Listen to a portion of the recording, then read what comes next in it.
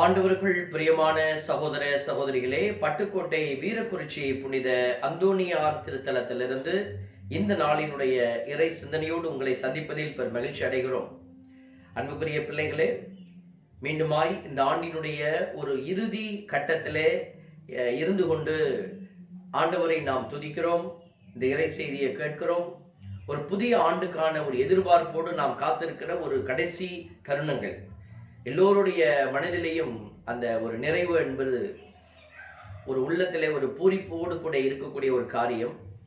கண்டிப்பாக அப்படி அது இருக்குமா என்கிற ஒரு கேள்வி நம்முடைய எல்லோருடைய இதயத்திலும் உண்டு.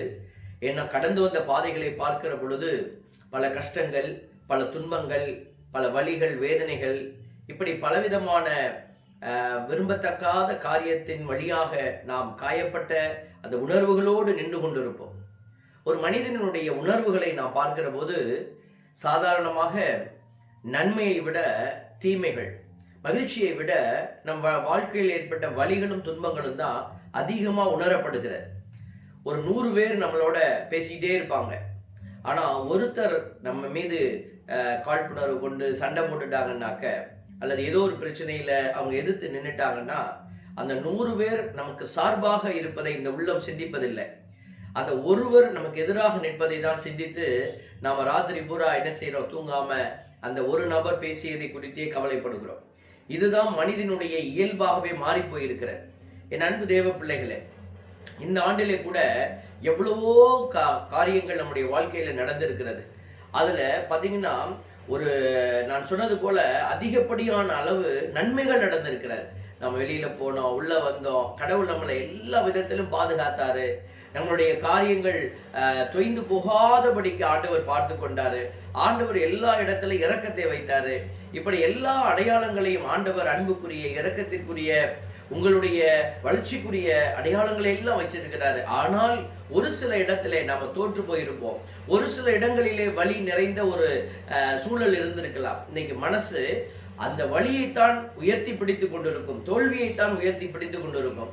அந்த மனநிலையை மாற்றி இந்த இறுதி கட்டத்துல கடவுள் என்னை எப்படியெல்லாம் தாங்கி தூக்கி கொண்டு வந்தாரு இந்த நோய்களுக்கு மத்தியில அப்படின்னு சொல்லி நம்ம சிந்திக்கிற போதுதான் ஒரு புதிய ஆற்றல், புதிய வழித்தடம் இந்த புதிய ஆண்டிலே உருவாக உங்களுக்கு அது உதவியாக இருக்கிறது. ஆகவே இந்த அருமையான அந்த இறுதி அந்த கட்டங்களிலே நாம் இருக்கிறோம். இந்த ஆண்டினுடைய இறுதி நேரங்கள் இது. நாட்கள் என்று கூட சொல்ல முடியாது, இறுதி நேரத்தில் இருக்கிறோம். இன்று இரவோடு அந்த பழைய ஆண்டு கழிந்து புதிய ஆண்டு நமக்கு பிறக்க போகிறது. அது ஆண்டவருடைய கிருபைக்குள்ளே நிறைவானதாக இருக்க ஒரு புதிய துவக்கம். இன்னைக்கு நிறைய சொல்றாங்க, இது தமிழ் மாதம் அல்ல, ஆங்கில மாதம், இது நம்ம பார்க்கக்கூடாது, அதை பார்க்கக்கூடாது. நம்ம ஏதோ ஒரு இடத்துல ஒரு துவக்கத்தை வைக்க அழைக்கப்படுகிறோம். இது ஆங்கில பிறப்பா, தமிழ் பிறப்பா என்று நாம் இந்த இடத்துல விவாதம் செய்ய அல்ல, மாறாக ஒரு ஆண்டினுடைய ஒரு முதல் துவக்கமாக இதுவும் கணக்கிடப்படுவதனாலே இந்த ஆண்டு ஒரு புதிய ஆசீர்வாதத்தோடு நீங்கள் கடந்து செல்ல கடவுள் உங்களுக்கு உதவி செய்ய அவர் தயாராயிருக்கிறார். உங்கள் எண்ணங்களை நீங்கள் மாற்றிக்கொண்டால், உங்களுடைய சிந்தனைகளை நீங்கள் ஆண்டவருக்கு உகந்த விதமாய் மாற்றிக்கொண்டால் கண்டிப்பாக ஒரு பெரிய ஆசீர்வாதம் உங்களுக்கு காத்திருக்கிறார். ஆண்டவருடைய பிள்ளைகள், இந்த ஆசீர்வாதத்தை நீங்கள் சந்திக்க உங்களுக்காக நாங்களும் தொடர்ந்து ஜெபித்து கொண்டிருக்கிறோம். ஆண்டவருடைய அன்பு பிள்ளைகள், நீங்கள் இந்த நாளில் கடைசியாக இந்த ஞாயிற்றுக்கிழமை, கிறிஸ்து பிறப்பு விழாவுக்கு பிறகு வருகிற இந்த ஞாயிற்றுக்கிழமை குடும்பம், திரு குடும்பத்தினுடைய ஒரு விழாவாக கொண்டாடப்படுகிறது. எப்படி நம்மளுடைய திரு அவையில அந்த மிசல்ல புஸ்தகத்துல போட்டிருக்கிறாங்கன்னா, இயேசு மரியா யோசேப்பின் குடும்பம் என்று எழுதப்பட்டிருக்கிறார். இதுல ஒரு அருமையான காரியத்தை நம்ம ஆண்டவர் நமக்கு அடையாளப்படுத்துவதை நம்ம பார்க்கிறோம். இயேசுசாமி ஒரு குடும்பத்துல பிறக்கிறாரு. கடவுளுடைய திட்டம் என்பது ஒரு குடும்பம் என்கிற அமைப்புக்குள்ளதான் வைக்கப்படுகிறது. ஒரு ஆண், ஒரு பெண் என்கிற அந்த நிலையிலே ஒரு உருவாக்கப்படுகிற ஒரு குடும்பம். இன்றைக்கு நிறைய பிரச்சனைகள் எழுந்தேறி கொண்டிருக்கிறது. ஒரு ஆணும் ஆணும், ஒரு பெண்ணும் பெண்ணும் என்கிற அடையாளங்கள் எல்லாம் குடும்பமாக உருவகம் எடுக்க முயற்சி செய்கிற ஒரு காலகட்டத்தில் அப்படி அது நிலை கொள்ள முடியாது, அது நிறைவடைய முடியாது, நிறைவில்லாத அது ஒரு காரியங்கள். கடவுள் கொடுத்திருக்கிற இந்த அடையாளம், ஒரு ஆணும் பெண்ணும் இணைகிற அடையாளம் தான் ஆண்டவருடைய அடையாளமாக இருக்கிறது. இந்த அடையாளத்திலிருந்து தான் பிறப்பு என்கிற ஒரு அதிசயம் ஒன்று வைக்கப்பட்டிருக்கிறது. ஒரு ஆணும் பெண்ணும் இணைகிற இடத்துல தான் ஒரு பிறப்பு, ஒரு புதிய உயிர் ஜனிக்கக்கூடிய ஒரு ஆற்றல் இருக்கிறது. அந்த இடத்துல தான் குழந்தை பாக்கியம் என்று சொல்கிற ஒரு ஆசீர்வாதம் அந்த இடத்துல வந்து அது திரு குடும்பமாக அது பெறுகிறது. அன்புக்குரியவர்களே, இப்படித்தான் ஒவ்வொரு குடும்பமும் ஆசீர்வதிக்கப்பட்டிருக்கிறது. அன்பு பிள்ளைகளே, இந்த நாளினுடைய சிறப்பு என்னவென்றால், இயேசு சுவாமி ஏதோ ஒரு இடத்துல வைக்கப்படவில்லை, அல்லது அவர் எப்படி கன்னியின் வயிற்றிலே ஒரு குழந்தை உருவாக கடவுளால் செய்ய முடிந்ததோ அதே போல மகனை கொண்டு வருவதற்கு இயேசு ஆண்டவர் தந்தையாகிய இறைவன் ஏதோ ஒரு வகையிலே உதவி செயல்பட்டு இருக்கலாம்.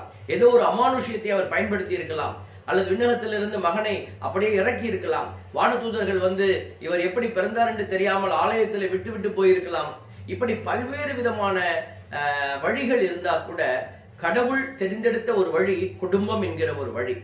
அப்படி இயேசுவே அந்த குடும்பத்திற்குள்ளே வைக்கப்பட்டார் என்றால் அவரை போலத்தான் நீங்களும் ஒரு குடும்பம் என்கிற நிலையிலே வைக்கப்பட்டிருக்கிறீங்க. அப்போ இந்த குடும்பத்துல நீ இயேசுவாக இருக்க, சூசேப்பராக இருக்க, மரியாவாக இருக்கத்தான் நம்ம ஆண்டவர் நம்மை அழைத்து கொண்டே இருக்கிறார்.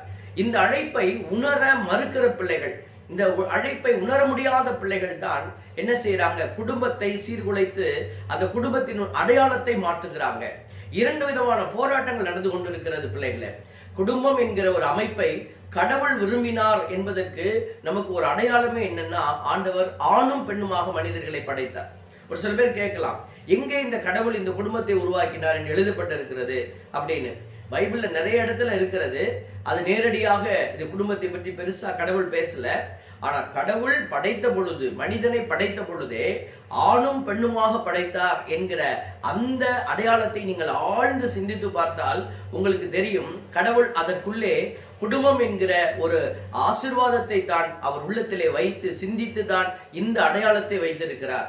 ஆகவே தான் என் அன்பு பிள்ளைகளை, எல்லா மதங்களும் பல விதத்திலே நம்ம வேறுபட்டு இருக்கோம், எல்லா விதத்திலுமே வேறுபட்டு இருக்கிறோம். கடவுளுடைய அடையாளங்கள், நம்பிக்கைகள் அப்படின்னு எல்லா மதங்களும் வேறுபட்டு இருந்தாலும் ஒரே ஒரு காரியத்தில் நம்ம எல்லாரும் இணைந்திருக்கிறோம் என்று சொன்னால் அது த ஃபேமிலி, குடும்பம் என்கிற ஒரு அமைப்பு தான். அது கடவுள் தந்தையாக இறைவன் குடும்பத்தை உருவாக்க விரும்பினார். வேதம் பல இடத்திலே நமக்கு அந்த அடையாளத்தை காட்டிக்கொண்டே இருக்கிறது. குடும்பம் என்கிற ஒரு அமைப்பு என்பது கடவுளால் உருவாக்கப்பட்ட, தந்தையால் உருவாக்கப்பட்டது. ஆகவே தான் இயேசு ஆண்டவர் இந்த குடும்பத்திலே வைக்கப்பட்டார் என்று நம்ம பார்க்கிறோம். இன்னைக்கு கடவுள் இந்த குடும்பத்தை விரும்பி இந்த உலகம் முழுவதும் குடும்பமாக, பழைய ஏற்பாட்டை எடுத்து பார்த்தீங்கன்னாக்க அவர் சொல்வார், கடவுள் வந்து மக்களை அழைக்கிற பொழுது நீங்கள் குடும்பமாக என் முன்னே வாருங்கள், தலைமுறையாக வாருங்கள், இனமாக வாருங்கள். இப்போ ஒரு குடும்பங்கள்லாம் இணைந்துதான் அந்த தலைமுறையை அது தீர்மானிக்கிறது. அந்த தலைமுறைகள் இணைந்தா இனங்கள் ஆக உருவாகிறது, சமூகமாக உருவாகிறது. ஆகவே தான் அடிப்படை, எல்லா அமைப்புக்கும் அடிப்படை குடும்பமாக இருக்கிறது. என் அன்பு பிள்ளைகளே, இந்த அருமையான அடையாளத்தை தந்தையாகிய இறைவன் வைச்சிருக்கிறாரு, அவர் இதை விரும்புகிறாருன்னு சொல்லி தெரிந்துதான் பிசாசு என்ன செய்கிறது? இன்றைக்கு குடும்பங்களை சிதைத்து ஆண்டவருக்கு விருப்பமில்லாத குடும்பங்களை உருவாக்கி அது இந்த பூமியிலே ஒரு மாற்று அடையாளத்தை உருவாக்க விரும்புகிறது. இதுதான் பிசாசுனுடைய ஒரு பெரிய அடையாளம். கடவுளுக்கு, தந்தைக்கு எதிராக செயல்படுவது. நம்ம அழகைன்னு சொல்றது, பிசாசுன்னு சொல்ற ஒரு பைபிள் சொல்ற ஒரு காரியம் எது அப்படின்னா, தந்தைக்கு எதிராக செயல்படுகிற அடையாளம். ஏன்னா தந்தையை தோற்கடிக்கணும், பிதாவை தோற்கடிக்கணும். மகன் வந்து தந்தை மாட்சியடைய எல்லாத்தையும் செய்தாருன்னு நம்ம சொல்லும் பொழுது அவர் எதற்கு எதிராக செயல்பட்டாருன்னா இந்த அழகைக்கு எதிராக செயல்பட்டாரு. தந்தையை வெற்றியடைய செய்ய இறங்கி வந்த ஒரு அற்புதமான பவர், அடையாளம் தான் மகனாகி இயேசு கிறிஸ்து. அதனாலதான் நீங்களும் நானும் இயேசுவை பின்பற்றுங்கள் என்று சொல்லுகிற போது, இயேசுவினுடைய அடையாளத்தை நம்ம செயலாக்கமாக வைக்கிற போது யாருக்கு உதவி செய்கிறோம்? தந்தைக்கு உதவி செய்றீங்க. நீங்க தந்தையினுடைய அந்த நிலையை வெற்றியடைய செய்தால், நீ நிக்கிற இடத்துல தந்தை உனக்கு பதில் அளிப்பார். தந்தை உனக்கு பெரிய ஒரு பரிசு கொடுக்க போறாரு.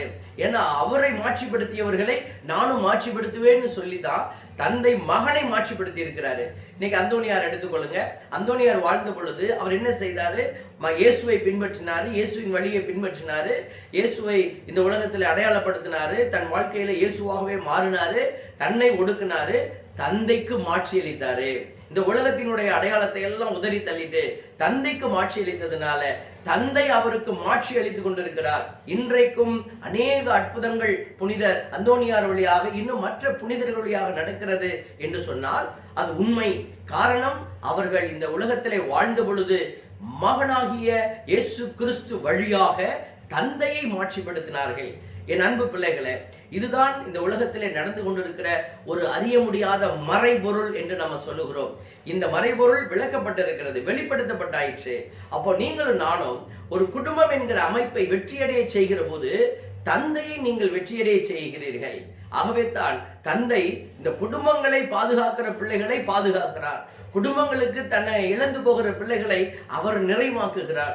குடும்பங்களை வெற்றியடைய செய்கிற பிள்ளைகளை அவர் வெற்றியடைய செய்கிறார். ஆகவே தான் இந்த குடும்பத்தை குறித்த ஒரு அறிவும் ஆற்றலும் நமக்கு அடிப்படையில் தேவை என்பதை இந்த நாளில் நாம் உணர்த்தி உங்களுடைய இதயங்களில் இந்த சிந்தனையை வைக்க ஆசைப்படுகிறோம். இன்னைக்கு குடும்பத்தில் ஒவ்வொருத்தரும் ஒவ்வொரு விதமாக செயல்பட்டு கொண்டிருந்தால் அந்த குடும்பம் எப்படிப்பட்டதா இருக்கும் என்பது நமக்கு தெரியும். அந்த நிலையை மாற்றி நாம குடும்பத்தை ஆண்டவருடைய திட்டத்திற்குள்ளே எடுத்துட்டு வந்து அதை வெற்றியடைய செய்ய வேண்டும். பிசாசு விரும்புகிறபடியாக உங்கள் குடும்பத்தை அழகைக்குரிய ஒரு அடையாளமாக மாற்றிவிட்டு, அல்லது பிசாசு கட்ட விரும்புகிற அந்த ராஜ்யத்தினுடைய ஒரு குடும்பமாக நீங்கள் மாற்றிவிட்டால் கண்டிப்பாக உங்கள் தலைமுறை சாபம் அல்லது உங்கள் குடும்பத்திற்கே உரித்தான ஒரு வேதனை வந்து விழுந்து விடுகிறது என் தேவ பிள்ளைகளே. அதனால தான் ஆண்டவர் இன்றைக்கு குடும்பத்தை குறித்த ஒரு அக்கறை, குடும்பத்தை குறித்த ஒரு சிந்தனை, இந்த குடும்பத்தில் நீ எந்த நிலையிலிருந்து செயல்பட அழைக்கப்பட்டிருக்கிறாய், தந்தை என்கிற நிலையிலா, தாய் என்கிற நிலையிலா, மகன் மகள் என்கிற நிலையிலா, தாத்தா பாட்டி என்கிற நிலையிலா, மாமா அத்தை என்கிற நிலையிலா, இது எல்லாமே இணைந்ததுதான் ஒரு குடும்பத்தின் அடையாளம். ஆகவே நீ எந்த நிலையில் இருந்து அந்த குடும்பத்துக்கு உதவி செய்ய அழைக்கப்பட்டாயோ அந்த நிலையை உணர்ந்து நீங்கள் செயல்பட வேண்டும். பைபிள்ல நாங்க பார்க்கிறோம் பாருங்க, கடவுள் எதை வைத்து இந்த குடும்பத்தை கட்ட உன்னை அழைக்கிறார் என்று சொன்னா பணத்தை, பெருமையை, அதிகாரத்தை வைத்து அல்ல, நீங்கள் அழியக்கூடிய வித்தினால் அல்ல, மாறாக உயிருள்ளதும் நிலைத்திருப்பதுமான அழியா வித்தாகிய கடவுளின் வார்த்தையால் புது பிறப்பு அடைந்துள்ளீர்கள். அப்ப நம்ம குடும்பத்திற்குள்ள ஒரு குழந்தை என்ன செய்கிறது, வளர்ந்து வந்து ஒரு விடலை பருவத்தை அடைகிறது, ஒரு புது பிறப்பு. விடலை பருவத்திலிருந்து ஒரு இளைய பருவத்துக்குள்ளே வருகிறது. அப்போ அறிவு, ஆற்றல், உடல் எல்லாமே வளர்கிறது, மாற்றம் அடைகிறது. ஒரு புது பிறப்பு, ஒரு வாலிப பிறப்பு. அந்த வாலிப நிலையிலிருந்து ஒரு குடும்பஸ்தனாக மாறுகிற ஒரு புது பிறப்பு, திருமணம் என்கிற ஆசீர்வாதத்துக்குள்ளே அந்த புது பிறப்பை அடைந்த பிறகு அந்த குடும்பத்தில் ஒரு குழந்தை பிறக்கிற பொழுது அந்த மகன் தந்தையாக, அந்த மகள் தாயாக மாறுகிற ஒரு புது பிறப்பு. இப்படி பார்த்தீங்கன்னா ஒவ்வொரு கட்டத்திலும் ஒரு குடும்பத்துல நமக்கு புது பிறப்பு ஒன்று கிடைத்து கொண்டே இருக்கிறது. அப்போ நீங்க அந்த பிறப்பை அழியக்கூடிய வித்தினால் அல்ல, உலகத்தினுடைய பொருள்கள் எல்லாம் அழிந்து போகும் அதனால அல்ல, ஆண்டவருடைய வார்த்தையினால நான் இந்த நேரம் இப்படித்தான் வாழ அழைக்கப்பட்டிருக்கிறேன் என்பதை உணர்ந்து நீங்கள் செயல்படுகிற போது உங்க வாழ்க்கையில நீங்கள் வெற்றி அடைவீர்கள். என் அன்பு பிள்ளைகளே, ஆண்டவர் இதோ நோவாவிற்கு கூறுறார் பாருங்க. தொடக்க நூல் 7:1 பார்க்கிறோம், நீ உன் குடும்பத்தார் அனைவரோடும் பேழைக்குள் செல், ஏனெனில் தலைமுறையில் உன்னையே நான் நேர்மையானவனாக காண்கிறேன். அந்த அந்த நோவா என்கிற ஒரு மனுஷனை நேர்மையாக கண்டதுனாலே அந்த குடும்பம் முழுவதும் நேர்மையான குடும்பமாக கருதப்படுகிறது. ஒருவருடைய நேர்மைத்தனம் ஒரு குடும்பத்தையே காக்க வல்லதாக இருக்கிறது. ஆகவே தான் என் அன்பு பிள்ளைகளே, நீங்கள் ஒருவர் இந்த குடும்பத்திற்குள்ளே நல்லவராக இருப்பது உங்கள் குடும்பத்திற்கே பெரிய உதவி செய்ய போகிற ஒரு காரியமாக மாறுகிறது. என் அன்பு தேவ பிள்ளைகளே, குடும்பம் இவர்களது ஆண்டவருடைய வார்த்தை சீராக்கின் ஞான நூல் 25:1 சொல்லப்பட்டிருக்கிறது, என் மனதிற்கு பிடித்தவை 3, அவை ஆண்டவர் முன்னும் மனிதர் முன்னும் அழகுள்ளவை, அவை உடன்பிறப்புகளிடையே காணப்படும் ஒற்றுமை, அடுத்திருப்பவரோடு ஏற்படும் நட்பு, தங்களுக்குள் ஒன்றி வாழும் கணவன் மனைவியர். ஆகவே ஒரு திருமணத்தினுடைய அடையாளம், ஒரு குடும்பத்தினுடைய அடையாளம் என்பது இப்படித்தான் நிறைந்த ஒரு ஆசீர்வாதங்களோடு கிடைக்கிறது. என் அன்பு பிள்ளைகளே, இன்னும் குடும்பத்தை பற்றி இன்னும் அதிகம் தெரிந்து கொள்ள உங்களுக்கு ஆசை இருந்தால் பைபிளை படிங்க. எங்களுடைய YouTube channel Father Albert Richie official என்கிற சேனலிலும் நாங்கள் பல காரியத்தை உங்களோடு பகிர்ந்து கொண்டு வருகிறோம். ஒருவேளை உங்களுக்கு விருப்பமாக இருந்தால் அந்த சேனலையும் போய் நீங்கள் பார்க்கலாம். எங்களுடைய செய்திகள் குடும்பத்தை பற்றி நாங்கள் ஆழமான நிலையிலே நிறைய பேசி இருக்கிறோம். என் அன்பு தேவ பிள்ளைகளே, இந்த ஆண்டினுடைய ஒரு நிறைவுக்குள்ளே நீங்கள் பயணித்து கொண்டிருக்கிறீர்கள் என்பதை மறந்துடாதீங்க. இந்த ஆண்டுல, புதிய ஆண்டுல நீங்கள் ஒரு புதிய பிறப்படைகிற பிள்ளைகளாக நிற்கிற போது கண்டிப்பாக உங்கள் குடும்பத்திற்கு நன்மை நடக்கிறதோ இல்லையோ, தந்தைக்கு மாட்சி அளிக்கிறீர்கள். நீங்கள் செய்வதை குடும்பம் அங்கீகரிக்கிறதோ இல்லையோ, உங்கள் கணவரோ மனைவியோ பிள்ளைகளோ தாய் தந்தையரோ நம்மை அங்கீகரிக்கிறார்களா என்றால் ஒருவேளை அது கிடைக்காமல் போகலாம். ஆனால் தந்தையாகி இறைவன், நீ நேர்மையோடு நீதியோடு அந்த குடும்பத்திற்குள்ளே நிற்கிற பொழுது தந்தை உனக்கு மாட்சி அளிப்பார் என்பதை உள்ளத்திலே நினைத்து சிந்தித்து நீங்கள் பயணித்து பாருங்கள். கண்டிப்பாக மனிதர்கள் உதவி செய்ய முடியாத அந்த நேரத்துல, அது எப்போ இந்த உடலிலிருந்து ஆத்மா வெளியில போய் அந்த உயிர் மீட்புக்காக அலைகிற போது கணவனோ மனைவியோ பிள்ளைகளோ அவர்களை தொட முடியாது, உதவி செய்ய முடியாது, கரம் பிடிக்க முடியாது. இந்த உலகத்துல யார் தந்தைக்கு நீதியோடு செயல்பட்டார்களோ அவர்களுக்கு தந்தை அந்த நேரத்திலே அவர் கரம் பிடித்து உதவி செய்வார். என் அன்பு தேவ பிள்ளைகளே, திருக்குடும்பத்தினுடைய பெருவிழாவை கொண்டாடும் இந்த சிறப்பான நாளில் உங்கள் குடும்பங்களும் ஆசீர்வாதமான குடும்பமாக விளங்க, நீங்கள் ஆண்டவருக்குள்ளே நிறைவை நோக்கி பயணிக்க உங்களை அன்புடன் அழைக்கிற இந்த திரு அவையினுடைய அழைப்பை இன்று உணர்ந்து, ஆண்டவருக்காக என் குடும்பத்தை நான் இப்படி கட்டி எழுப்புவேன் என்ற நல்ல சிந்தனையோடு கடவுளுக்கு முன்னாடி நின்று ஜெபியுங்க. கண்டிப்பாக இறைவன் உங்கள் குடும்பத்தை நீங்கள் சிறப்பாய் கட்டி எழுப்ப உங்களுக்கும் உதவி செய்வார். உங்களுக்காக ஒரு சிறிய ஜெபத்தை ஏறெடுக்கிறோம். அன்பின் பரமபிதாவே, நன்றியோடு துதிக்கிறோம் ஆண்டவர். குடும்பங்களாக விளங்குவதற்கு தந்தையாகிய இறைவனை காரணமாயிருக்கிறார் என்கிற அந்த வார்த்தையின்படியாக நாங்கள் இதுவும் மன்றாடி செபிக்கிறோம். குடும்பங்கள் சிதைந்து கொண்டிருக்கிற ஒரு வேதனை நிறைந்த காலத்திலே, குடும்பத்தினுடைய அடையாளங்கள் எல்லாம் சிதைக்கப்படுகிற பிசாசினுடைய ஒரு வேதனை நிறைந்த செயல்பாடு காணப்படுகிற ஒரு காலத்திலே ஆண்டவரே, குடும்பத்தை நாங்கள் உணர்ந்து, குடும்பத்தினுடைய நிலையை உணர்ந்து ஆண்டவருக்கு உகந்த சாட்சிகளாய் விளங்க எங்களுக்கு நீர் கிருபை செய்வீராக. தந்தையை வெற்றியடைய செய்கிற நல்ல சாட்சியாய் இதோ நாங்களும் மாறி இந்த உலகத்திலே தந்தைக்கு மாட்சி அளிக்கிற சாட்சிகளாய் இருக்க கிருபை செய்யும். இயேசுவின் நாமத்திலே இந்த ஜெபத்தையும் குடும்பங்களை கட்டி எழுப்ப நினைக்கிற, ஆண்டவர் வாழ் இரக்கத்தோடு கட்டி எழுப்ப நினைக்கிற எல்லா பிள்ளைகளையும் இந்த நேரத்திலே ஒப்பு கொடுத்து ஜெபிக்கிறோம். ஜெபம் கேளும் எங்கள் நல்ல பிதாவே, ஆமென். அன்புக்குரியவர்களே, மீண்டுமாய் அடுத்த இறை சிந்தனையோடு உங்களை சந்திக்கும் வரை உங்களுக்காக தொடர்ந்து ஜெபிக்கிறோம். இறைவன் தாமே இந்த புதிய ஆண்டிலே உங்களை ஆசீர்வதிப்பாராக. Happy new year. God bless you.